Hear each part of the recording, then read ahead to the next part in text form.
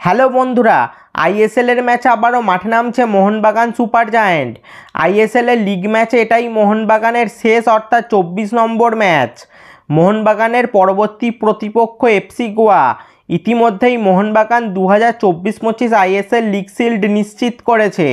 তবে Goa versus Mohun Bagan super giant ম্যাচটির আলাদা গুরুত্ব রয়েছে, কারণ এই এফসি গোয়া ভার্সেস মোহনবাগান ম্যাচের দিনই মোহনবাগানের হাতে এবারের আইএসএল লিগ শিল্ড ট্রফিটি তুলে দেওয়া হবে।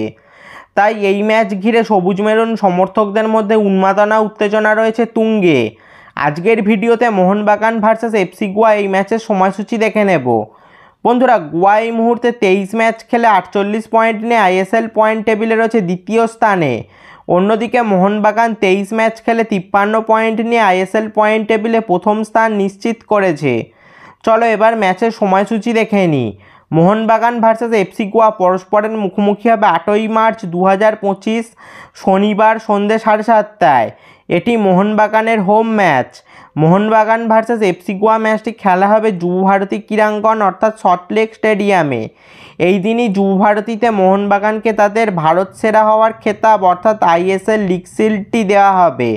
তো বন্ধুরা, তোমাদের কি মনে হয় মোহনবাগান কি গোয়াকে হারাতে পারবে?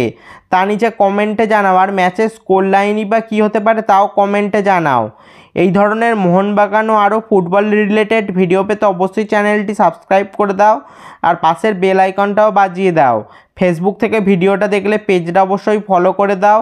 এটা আমার ইনস্টাগ্রাম আইডি, অবশ্যই ইনস্টাতে ফলো করে দাও আমাকে। আর ভিডিওটা লাইক শেয়ার করতেও ভুলবে না যেন।